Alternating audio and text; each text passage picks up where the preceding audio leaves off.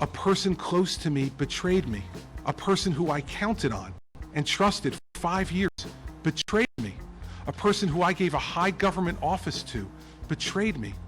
I probably will get angry at some point, but I gotta tell you the truth. I'm sad. I'm a sad guy standing here today. That was Governor Christie in New Jersey yesterday, and in the room with him was our next guest, ABC News' Aaron Katersky. Aaron, good morning. McGraw, good morning. Christie remains under fire despite his apology in person to the mayor of Fort Lee, where the George Washington Bridge is anchored on the New Jersey side. And that came after that lengthy press conference in which he did say he was sad. He felt betrayed by aides whose emails revealed his administration's role in the closure of lanes at the height of the morning rush hour, fouled up traffic in Fort Lee for 4 days. He fired the people who were in charge. Well, what's interesting is that the people from the Port Authority side had resigned in December. So why did they resign in December if nobody knew, or Christie didn't know, or nobody inside the administration knew until the other day? Well, there was tremendous political pressure brought to bear on this, and there were real questions about the legitimacy of closing these lanes. And Christie says that he does not know to this day why they were closed, but he inferred, like everybody else, it was a political vendetta against the mayor of Fort Lee, New Jersey, who had declined to endorse him in the last election. Christie says he didn't even ask for his endorsement, so he couldn't fathom why his aides would take the steps that they did. But he also didn't ask because he fired them and said he didn't want to be accused of tampering with a witness. Yeah, he was. The news conference was long. My question to you is, I did not listen till the end of it. You were there the whole time. Did they run out of questions, or did he finally leave? No, I think we could have gone on forever, but there was a point where it became a little bit circuitous, and he look, he did as well as could be expected. It's a matter now of whether the facts support what he actually said, and a hard look at Christie's role begins later today when his political opponents are expected to release more emails of the kind that revealed his aides' involvement in the first place. How is this playing to John Q., New Jersey? Well, I think in several ways. One, the people of Fort Lee were upset. Their traffic was messed with for petty politics, and I think that there are lawsuits filed this morning, and so this is going to dog him for a while, especially as questions persist about the origin of these lane closures. And I think on a broader scale, the questions that are being asked around the country are, how does this affect his political ambitions? And it certainly casts him in a light that's contrary to his carefully cultivated public image.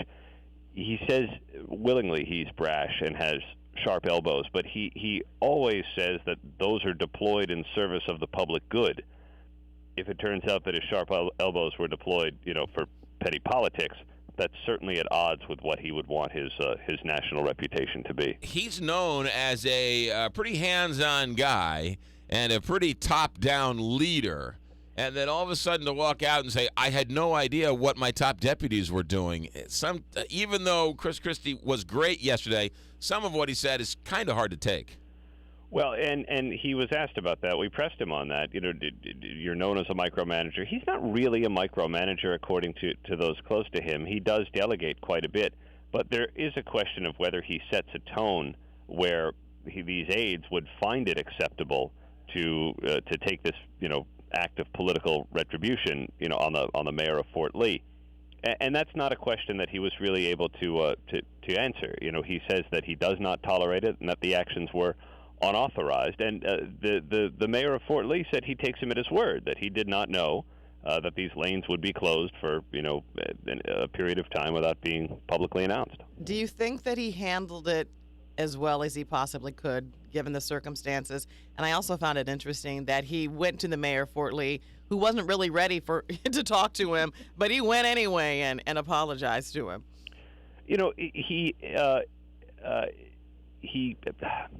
if he survives this, maybe he comes out stronger. Politicians that have survived adversity are usually better for it in the long run, and he can say that he was contrite and that he appeared far more subdued than he usually does. He's usually so garrulous in his public press conferences. There were a few jokes that he made, and who knows how well those played outside the room. But he stood up there and he said what he had to say, and he framed it in a particular light. The problem is that his answers still left questions in the air, and his political opponents were quick to pounce. They said, well, you fired these guys, but why didn't you ask them any questions about what they actually did? And you don't know, so you say, what happened. So who knows? Who does know, and who can tell us? One official who was supposed to testify yesterday before the New Jersey legislature took the fifth. Right. So in the absence of answers, the controversy only swirls. The other thing interesting about this, Aaron Katersky, and you've mentioned it, you say his political rivals, the Democrats are going to pounce on this, but he doesn't have a lot of friends in the Republican Party or the Republican establishment.